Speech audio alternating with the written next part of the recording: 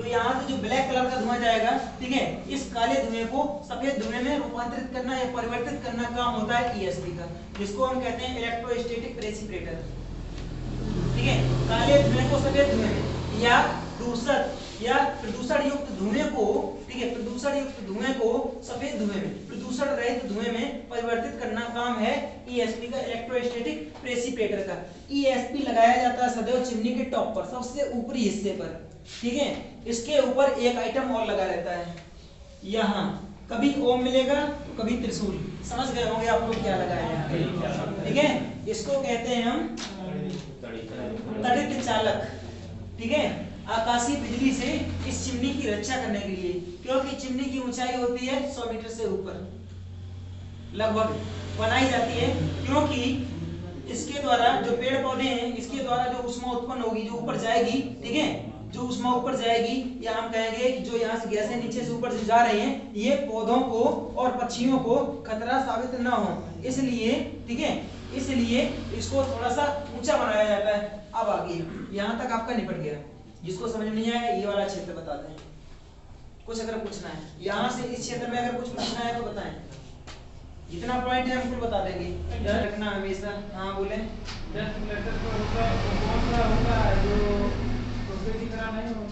अब हम नहीं, ठीक है।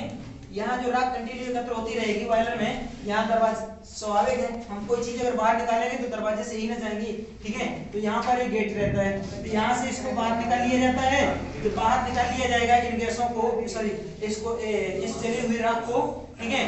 और इस राख का रंग हो जाता है उस समय व्हाइट कलर, सफेद रंग हो जाता है, ठीक है। इसको एकत्र कर लिया जाता है यहाँ पर।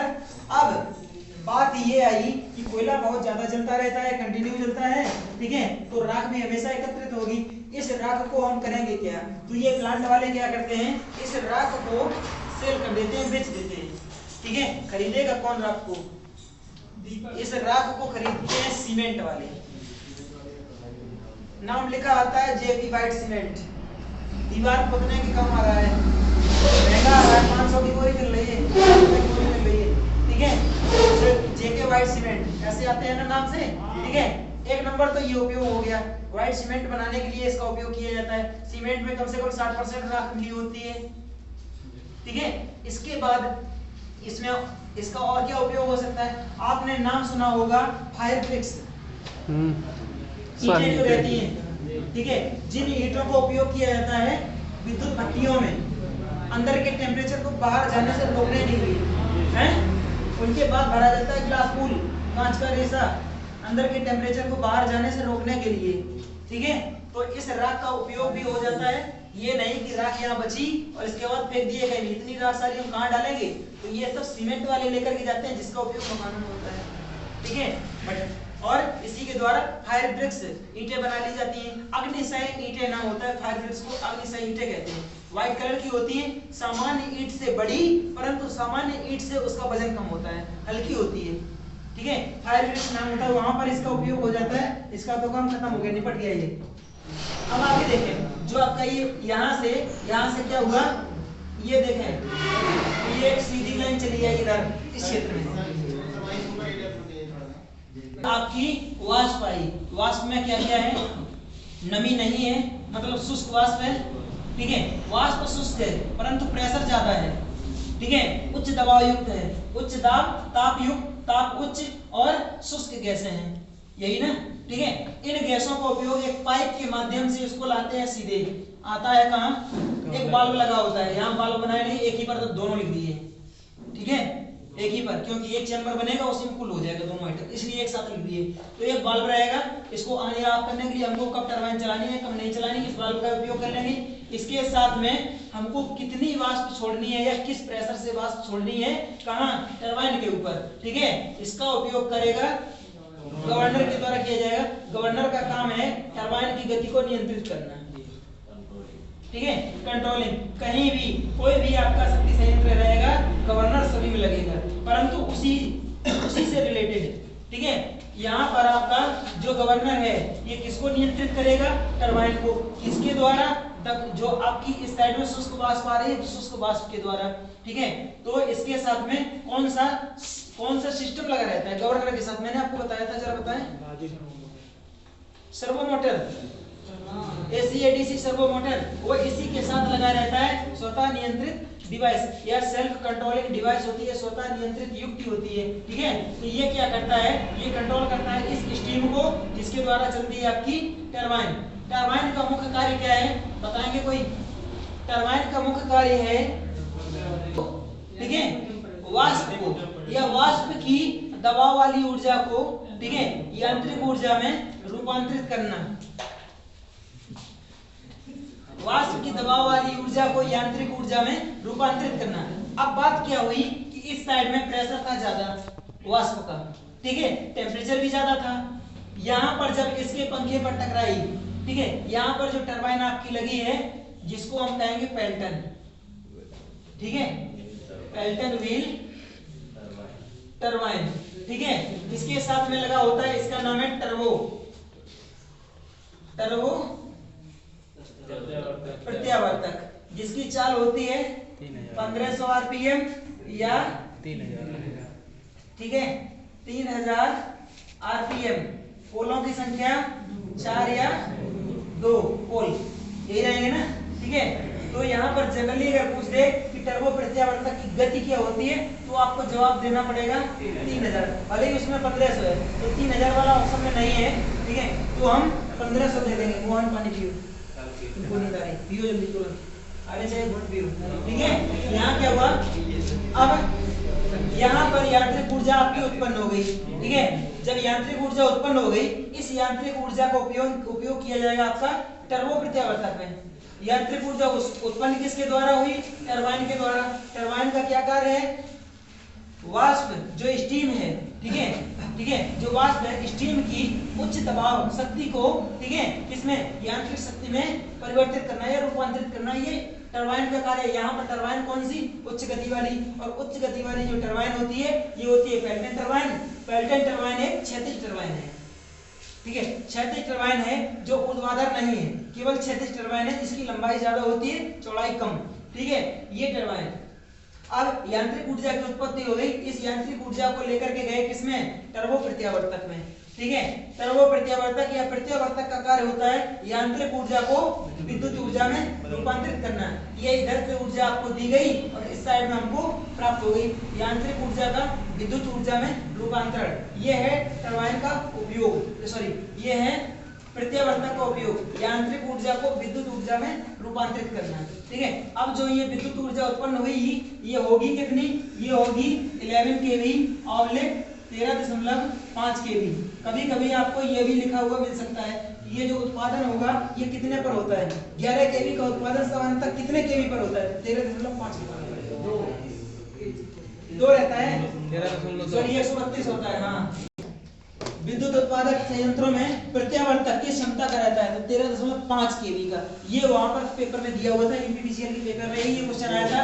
11 केवी उसके ऑप्शन में था ही नहीं, ठीक है, तो संभव है कि हमको उसी के आसपास वाला मानना पड़ेगा, ठीक है। अब क्या हुआ, यहाँ पर हम लगाते हैं आइसोलेटर या फिर टीपीएमओ स्विच रहता है, क्योंकि इस साइड में रहती है वोल्टेज कम करंट ज्यादा, इस जोन में वोल्टेज कम और करंट ज्यादा रहेगी। वोल्टेज रहेगी 11 केवी और करंट रहती है कई हजार, ठीक है। ये क्या करता है, एक लगाते हैं कौन सा ट्रांसफार्मर जिसको हम कहते हैं स्टेप अप ट्रांसफार्मर। इसका जो अंदर का वाइंडिंग का कनेक्शन होता है ये स्टार डेल्टा टाइप होता है, ठीक है, स्टार डेल्टा टाइप होता है। ये क्या करता है, ये इस 11 केवी की या 13.2 केवी की सप्लाई को, ठीक है, कन्वर्ट कर देता है किसमें, यहाँ लिखे हैं 11 केवी, चेंज कर देता है 800, 400 या 132 और ये रहता है आपका संचरण, ठीक है। यहीं से आपकी टावर वाली लाइनें, ठीक है, प्रारंभ हो जाती हैं और संचालित कर दी जाती हैं एक देश से दूसरे देश, एक राज्य से दूसरे राज्य, एक सिटी से दूसरे सिटी के लिए, ठीक है। और इसमें जो फ्रीक्वेंसी जनरेट होती है ये जनरली 50 हर्ट्ज। फ्रीक्वेंसी को एक समान बनाए रखने के लिए टरबाइन की गति को नियंत्रित किया जाता है। बातचीत न करें। प्रत्यावर्तक की फ्रीक्वेंसी को नियंत्रित करने के लिए, एक समान बनाए रखने के लिए हम टरबाइन की गति को नियंत्रित करते हैं। टरबाइन की गति को नियंत्रित किया जाता है गवर्नर के द्वारा, ठीक है। अब आगे यहाँ पर आपकी जो स्टीम इधर से आ रही थी हाई प्रेशर वाली, जब किसी पंखे से टकराएगी या फिर टरबाइन के जो पंखे होते हैं या बकेट होते होती है उनसे टकराएगी, ठीक है, उसके बाद क्या होगा, टकराएगी, कोई भी कार्य है, आप अगर खुद ही दौड़ते हुए बहुत तेजी से जा रहे हैं, एक बार टकरा जाइए तो आपकी स्पीड स्वतः ही कम हो जाएगी, ठीक है, तो प्रेशर हो जाएगा कम, परंतु टेम्परेचर उसका कम नहीं होगा। प्रेशर तो कम हो जाएगा परंतु टेम्परेचर कम नहीं होगा, ठीक है। तो निम्न दाब, ठीक है, शुष्क वाष्प, उच्च ताप वाली स्टीम जो यहाँ पर उपयोग होने के बाद बची। कभी कभी ऐसा होता है कि डबल टरबाइन लगी रहती है, टरबाइन 1 T1 और T2, ठीक है। अब यहाँ पर जिसका उपयोग हो गया उसी स्टीम का उपयोग हम दोबारा फिर से कर लेते हैं, ठीक है, जिसका साइज कम छोटा रहेगा, ठीक है, अल्टरनेटर कुछ कम साइज का रहेगा, ठीक है, उसका उपयोग हम दोबारा भी कर सकते हैं किसी संयंत्रों में, क्योंकि उससे एनर्जी की बचत होती है। यहाँ पर जो ऊर्जा उत्पन्न होगी ये बहुत ज्यादा उत्पन्न हो सकती है, एडवांस, ठीक है। हम इसको क्या कहेंगे, ये निम्न दाब वाली वाष्प, ठीक है, परंतु इसका टेम्परेचर ज्यादा है, मतलब इसको तरल बनाने की कोई संभावना नहीं है, ठीक है। इसको क्या करते हैं, एक चेंबर में एकत्र किया जाता है जिसको संघनित्र कहा जाता है, और इसको इंग्लिश में बोलते हैं कंडेंसर। और एक कंडेंसर आप लोग पढ़े होंगे उधर किसमें, कैपेसिटर में, वाष्प जो है स्टीम आएगी कंडेंसर में, ठीक है। अब इस जो हाई टेम्परेचर इसका है, ठीक है, इसको क्या करेंगे, इसको एकत्र किया जाएगा कहाँ, एक कंडेंसर में। इस कंडेंसर में इनको तरल करने के लिए पूछा जाता है कंडेंसर का ताप शक्ति संयंत्रों में संघनित्र का या कंडेंसर का क्या कार्य है, ठीक है। तो निम्न दाब, ठीक है, शुष्क वाष्प, उच्च ताप वाली जो वाष्प रहती है, स्टीम रहती है, उच्च ताप शुष्क वाष्प वाली जो निम्न दबाव की वाष्प रहती है, उसको पानी की सहायता से, ताजे पानी की सहायता से उसको तरल किया जाता है, लिक्विड बना लिया जाता है, ठीक है। ये गैस के रूप में रहती है, गैस फॉर्म में रहती है। इस गैस को जो यहाँ पर टेम्परेचर इसका ज्यादा है परंतु प्रेशर कम है, ठीक है, जब प्रेशर कम हो गया इसको हम दोबारा यहाँ पर कैसे उपयोग करेंगे, नहीं ला पाएंगे ना। प्रेशर जब कम हो गया तो इसको हम दोबारा उपयोग में नहीं ला पाएंगे, इसलिए इस बची हुई, ठीक है, इस बची हुई वाष्प को हम वातावरण में भी नहीं छोड़ सकते हैं। अगर वातावरण में छोड़ेंगे तो ग्लोबल वार्मिंग उत्पन्न होगा, क्योंकि टेम्परेचर वातावरण का बढ़ेगा।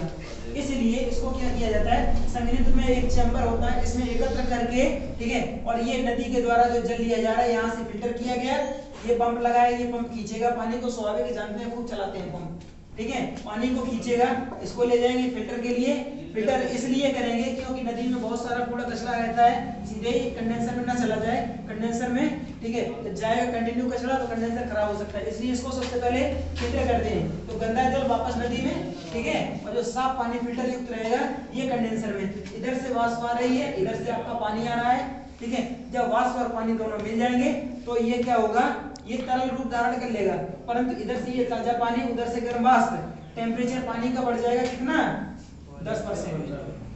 पानी यहाँ पर जो तरल रूप में जो ये वाष्प बन जाएगी, टेम्परेचर बढ़ जाएगा 10%। इसी पानी को क्या किया गया, अब जो ये यहाँ पर जो पानी है इसको किया गया, इसको कुछ और, क्योंकि इसमें कुछ और वाष्प बचेगी, पूरा का पूरा तो लिक्विड फॉर्म में हो नहीं जाएगा, कुछ और वाष्प बचेगी, तो इसको हम लेकर के जाते हैं cooling tower. Example cooling tower का दादर का पुल, ध्यान करो, प्राप्त करने के लिए क्या करते हैं, कूलिंग टावर के पास आते हैं। और कूलिंग टावर कई प्रकार के होते हैं, ये नमी, मतलब इसके अंदर स्टीम रहेगा, स्टीम युक्त पानी आएगा यहाँ से, और यहाँ से स्टीम खत्म होकर के ये वापस जाएगा यहाँ, इसको कहेंगे शीतल जल। शीतल जल, ठीक है, इस शीतल जल को इसमें उपयोग किया जाएगा कंडेंसर में, ठीक है। जब कंडेंसर में उपयोग किया जाता है तो यहाँ का टेम्परेचर हो जाएगा लो, कितना, पानी का टेम्परेचर केवल बचेगा 10%। अब इस 10% वाले पानी को लेकर के आए कहाँ, ये लिखा है संघनित्र से कहाँ, इकोनोमाइजर लिखा है ना, संघनित्र से इकोनोमाइजर, 10 से 15% पानी गर्म हो जाता है, तो ये क्या आता है, एक पंप के पास आता है, ठीक है। पंप क्या करता है, ये कंडेंसर के पानी को सीधा खींचेगा, ठीक है। इस पंप का नाम जो खींचता है उसको हम फीडिंग कहते हैं, ठीक है, खींचता है या लेता है उसको हम फीडिंग कहते हैं, तो इसका नाम है फीड वाटर, ठीक है। ये फीड वाटर भेजेगा, एक और यहाँ हीटर होता है, ठीक है। इस हीटर में क्या होता है, आप लोगों में से कोई जानता है तो बताइए। यहाँ पर किसी विद्युत के द्वारा इसको हीटिंग नहीं किया जाता है, तो क्या होता है, एक सिस्टम, वाष्प यहाँ भी है, ठीक है, वाष्प यहाँ भी है, ठीक है। इस वाष्प को गर्म करने के लिए, ठीक है, इसकी नमी को अवशोषित करने के लिए उपयोग किया गया है किसका, दग्ध गैसों का, ठीक है। यहाँ पर पानी को गर्म करने के लिए क्या गया, किसका उपयोग किया गया है, दग्ध गैसों का किया गया है ना। परंतु यहाँ पर पानी को गर्म करने के लिए इसको यूं ले जाते हैं, सॉरी इसको यूं ही लाते हैं, परंतु यहाँ पर भी स्टीम का ही उपयोग किया जाता है, वाष्प का उपयोग करते हैं, वाष्प, ठीक है। वाष्प के द्वारा इसके पानी का टेम्परेचर बढ़ाया जाता है। यहाँ वाष्प के द्वारा, यहाँ वाष्प के द्वारा पानी का टेम्परेचर बढ़ाया जाता है और यहाँ पर पानी का टेम्परेचर बढ़ाया जाता है दग्ध गैसों के द्वारा। अब ये जो फीड बटर लगा है, यहाँ से जो ये पानी जाएगा सीधा किसमें, इकोनोमाइजर में। फीड बटर को वाष्प कहाँ से लाते हैं? वाष्प यहीं से लाएंगे। वाले उपकरण देखिए जरा, एक ये ऑयल मिल, ठीक है, ये कोयले को चूड़ित करेगा, ठीक है, तो कोयले का पूरा दहन होगा। जब दहन होगा स्वाभाविक है कि दक्षता बढ़ेगी, ठीक है। दूसरी बात, सुपर हीटर, ये नहीं, ये बॉयलर की दक्षता नहीं बढ़ाता है, बॉयलर की दक्षता नहीं बढ़ाता है, परंतु पूरे सिस्टम की दक्षता बढ़ाता है। शक्ति संयंत्र की दक्षता बढ़ाने के लिए सुपर हीटर का उपयोग किया जाता है, बॉयलर की दक्षता बढ़ाने के लिए इनका दोनों का और इसका उपयोग किया जाता है, एयर प्री हीटर, इकोनोमाइजर, इसी में आया ना। और एक ये भी इसी में गया है, तीनों के तीनों गए, ठीक है। बॉयलर की दक्षता बढ़ाने के लिए एयर प्री हीटर वायु को गर्म करेगा, इकोनोमाइजर फीड वाटर को गर्म करेगा, ठीक है। और वॉल मिल कोयले को चूड़ित करेगा, चूड़ित कोयला पुल्वराइज्ड कोयला कहलाता है। अब क्वेश्चन उठाते हैं, कहां से उठाता है क्वेश्चन, उठाता है सुपर हीटर को कहां स्थापित किया जाता है, या दो तरीके से बोलेगा, या बॉयलर और इकोनोमाइजर के बीच में शक्ति संयंत्र में कौन सा, ठीक है, सिस्टम स्थापित किया जाता है, ठीक है। इसके बीच में इकोनोमाइजर और बॉयलर के बीच में सुपर हीटर लगाया जाता है। दूसरा क्वेश्चन सुन लीजिए, पहले केवल दिमाग में रखिए, चित्र अगर आपने बनाया है तो सभी क्वेश्चन आपके अंदर फिट हो जाएंगे अपने आप, ठीक है। सुपर हीटर किसके किसके बीच में होता है, इकोनोमाइजर और बॉयलर के बीच में। इसके बाद आता है कि इकोनोमाइजर को शक्ति संयंत्र में या थर्मल पावर प्लांट में, ताप शक्ति संयंत्र में किसके मध्य स्थापित किया जाता है, तो एयर प्री हीटर और सुपर हीटर के बीच में। या फिर क्वेश्चन पूछा जाएगा कि एयर प्री हीटर और सुपर हीटर के मध्य किसको स्थापित किया जाता है, तो आपका जवाब आएगा इकोनोमाइजर। इकोनोमाइजर को हिंदी में मितोपयोजक कहा जाता है, ठीक है। अब आता है एयर प्री हीटर कहाँ स्थापित किया जाता है, तो एयर प्री हीटर चिमनी और इकोनोमाइजर या मितोपयोजक के मध्य स्थापित किया जाता है, ठीक है। चिमनी में ऐसा कौन सा साधन है जो धूल को एकत्र करता है या प्रदूषण को एकत्र करता है, ठीक है, air pre heater, sorry dust collector, ठीक है। चिमनी के अंदर जो ब्लैक कार्बन है, ये ब्लैक धुआं है, ठीक है, इस धुएं को सफेद धुएं में रूपांतरित करने के लिए किसका उपयोग किया जाता है, तो आपको ईएसपी कहाँ स्थापित किया जाता है, चिमनी के टॉप पर, सबसे ऊपर, ठीक है। सेपरेटर का, सॉरी साइजर का क्या काम है, साइजर का काम है कोयले को एक समान विभाजित करना या बांटना या काटना, ठीक है। सेपरेटर का क्या काम है, कोयले के अंदर जो खदानों से कोयला आया है उसमें जो लोहे के पार्ट हैं उन पार्ट को ऊपर उठाना या छांटना, ठीक है, या ग्राइंड कर लेना। अगर ये लोहे के टुकड़े इसके अंदर से ले आएंगे तो वॉल्व को डैमेज कर सकते हैं, इसलिए ये निकालना बहुत ही अनिवार्य है, ठीक है। और कोयला भंडार में कोयला एकत्र किया गया, उसके ऊपर किसका लेप लगाया जाता है, या किसका फव्वारा या किसका, ठीक है, चादर ढका जाता है, ऐसे भी बोल सकता है, ठीक है। तो यहाँ पर मैंने नाम लिखा है असफाल्ट। ये कोई हाथ से नहीं लिपा जाता है, ये फव्वारा डाल दिया जाता है और ढक देता है पूरा चादर का रूप। इसके अंदर नमी नहीं जाती, खुले वातावरण में पड़ा रहेगा तब भी नमी नहीं जाएगी। नमी जाएगी कब, जब केवल पानी बरसेगा, उस पोजीशन में। क्या एस्फाल्ट फिर बताइए सर। एस्फाल्ट का उपयोग करते हैं कोयले की नमी को, ठीक है, कोयले के अंदर नमी को जाने से रोकने के लिए एस्फाल्ट का उपयोग, ठीक है। और प्रेशर द्वारा उसके ऊपर क्या करते हैं, डाल देते हैं, इसको फव्वारे को चादर के रूप से ढक लेता है, ठीक है। बात सुनिए, कोयले के ऊपर डालते हैं, हाँ कोयले के ऊपर, ढेर के ऊपर जी, ढेर के ऊपर सीधे, जैसे यहाँ गिट्टी का ढेर लगा है ना, इधर से क्या किया, प्रेशर के द्वारा ऐसे चला दिया, पूरा ढक लिया, ये पोजीशन, ठीक है। हाँ, बालू के ऊपर, कोयले के ऊपर भी पानी डाला जाता है जब आता है ट्रक वगैरह वजन बढ़ाने के लिए। ट्रक वाले जो ड्राइवर लोग रहते हैं ना, वजन बढ़ाने के लिए तुलने जाता है ना, उसके पहले ही उसके ऊपर प्रेशर से पानी दे देते हैं, ठीक है। जाते जाते कांटा पे खड़ा किए, 2-3 कुंटल वजन बढ़ गया, वो पैसा जेब में आएगा ना, इसलिए, ठीक है। और यहाँ पर बात सुनिए, गवर्नर का क्या काम है? गवर्नर का काम है इसको नियंत्रित करना, टरबाइन को, ठीक है। टरबाइन को नियंत्रित करने के लिए हम गवर्नर का उपयोग करते हैं। इसके बाद कूलिंग टावर, इसका क्या काम है? कूलिंग टावर का कार्य है कंडेंसर से लिया गया जल को शीतलित करना या शीतल करना, ठीक है। कंडेंसर का क्या काम है? निम्न दबाव वाली और उच्च ताप वाली वाष्प को द्रवित करना, ठीक है। उच्च ताप और निम्न दाब वाली वाष्प को द्रवित करना, और द्रवित किससे करता है? पानी से। पानी कहाँ से आता है? नदी से, ठीक है। यहाँ नदी हो सकती है या कोई भी तंत्र हो सकता है, तालाब हो सकता है या बड़े बड़े झील समुद्र वगैरह किनारे हो सकते हैं, ठीक है। तो इस अब इसकी संपूर्ण दक्षता, ठीक है, इसकी ओवरऑल एफिशिएंसी होती है 30%, 30%, ठीक है। इसकी पूरी की पूरी दक्षता होती है 30%। तो कभी कभी आपको 30% देखने के लिए नहीं मिलेगा, तो मिलेगा आपको 25% या 35%, और कभी कभी ये 25 और 35 भी नहीं दिया है तो 40 हो जाता है। परंतु राइट आप याद रखिए 25 से 30 के बीच में होता है, ठीक है। अगर 25 और 30 दोनों दिया है तो भाई साहब आपका ये सही होगा, ये बात याद रखना हमेशा, ठीक है। 30 वाला एकदम राइट है, कई बार परीक्षाओं में भी पूछा गया है। इसका भी बता दिए, जो राख यहाँ पर उत्पन्न हुई, राख यहाँ पर एकत्र की गई, राख का उपयोग हम कहाँ करेंगे? सीमेंट बनाने में और टाइल्स बनाने में। अग्नि सह ईंटें, इसको फायर ब्रिक्स कहा जाता है, फायर ब्रिक्स को बनाने के लिए, ठीक है। इस प्रकार से ये आपका थर्मल पावर प्लांट। एक बात और, थर्मल पावर प्लांट जो रहता है ये पूरे भारत में सबसे ज्यादा विद्युत का उत्पादन करता है। एक क्वेश्चन और, थर्मल पावर प्लांट जो है, ठीक है, ये हम कहेंगे ये पब्लिक सेक्टर की एक कंपनी है, एनटीपीसी कहेंगे। एनटीपीसी के नाम से पूरा सिस्टम जाना जाता है, जिसको हम कहते हैं नेशनल थर्मल पावर कॉर्पोरेशन। ये पब्लिक सेक्टर की कंपनी है, ये भी क्वेश्चन पूछा गया है, आप लोग नोट कर लीजिए इसको। एनटीपीसी पब्लिक सेक्टर की कंपनी है, एनटीपीसी पब्लिक सेक्टर की कंपनी है, एनटीपीसी पब्लिक सेक्टर की कंपनी है जो भारत में सबसे ज्यादा विद्युत का उत्पादन करती है, पब्लिक सेक्टर की कंपनी है।